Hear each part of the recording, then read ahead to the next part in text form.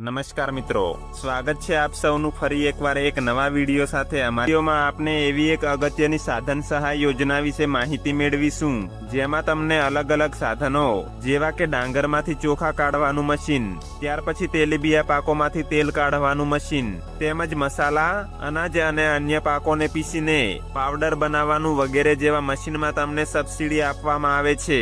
તો મિત્રો, આ તમામ સાધનો વિશે વિગતવાર માહિતી આજના વિડીયોમાં મેળવીશું। તે પહેલા જો મિત્રો તમે અમારી ચેનલમાં નવા હોવ તો આ ચેનલને સબસ્ક્રાઇબ કરી લેજો, જેથી આવી જ આવનાર કોઈ પણ સરકારી યોજનાઓ વિશેની માહિતી તમને મળી રહે।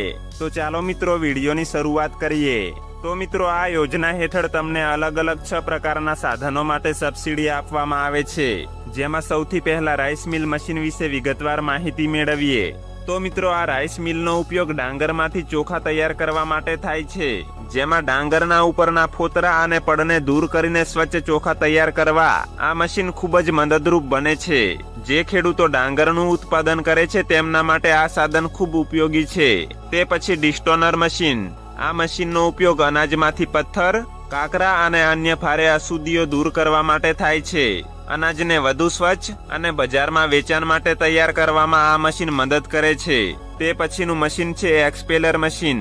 મિત્રો, આ મશીનનો ઉપયોગ તેલીબિયા પાકોમાંથી તેલ કાઢવા માટે થાય છે, જેવા કે મગફળી, તલ, સરસવ, સોયાબીન વગેરેમાંથી તેલ કાઢવા માટે આ મશીન વપરાય છે। તેમજ ડિકોર્ટિકેટર મશીન, એનો ઉપયોગ બીજ અથવા અનાજની બહારની છાલ દૂર કરવા માટે થાય છે, જેમ કે મગફળી, તુવેર અથવા અન્ય કઠોળ પાકોની બહારની છાલ અલગ કરવામાં આ મશીન ખૂબ જ ઉપયોગી થાય છે।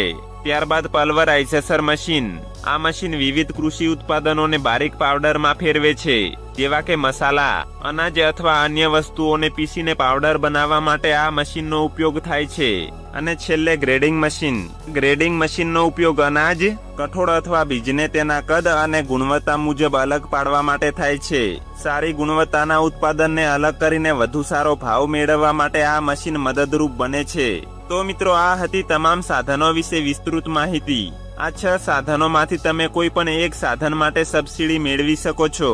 હવે આ સાધનો માટે કેટલી સબસિડી આપવામાં આવશે તેના વિશે વિગતવાર માહિતી મેળવીએ। તો મિત્રો, અહીં જે સામાન્ય વર્ગના મોટા ખેડૂતો છે તેમને કુલ ખર્ચના 40% સબસિડી મળવાપાત્ર થશે, જ્યારે સામાન્ય વર્ગના નાના અને સીમાંત ખેડૂતો, મહિલા ખેડૂતો, અનુસૂચિત જાતિ અને અનુસૂચિત જનજાતિના ખેડૂતોને 50% સુધીની સબસિડી આપવામાં આવશે। અને આ સાધનો માટે મહત્તમ ₹1 લાખની મર્યાદામાં સબસિડી આપવામાં આવશે।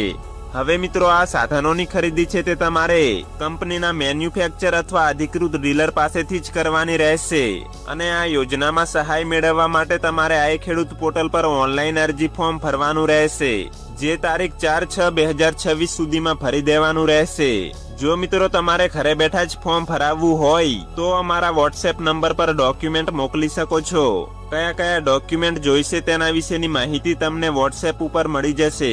તો મિત્રો, જો તમને યોજના વિશે કોઈ મૂંઝવણ હોય તો કમેન્ટ બોક્સમાં જણાવી શકો છો। અને જો વિડીયો ઉપયોગી લાગ્યો હોય તો વિડીયોને લાઈક કરજો અને શેર કરજો।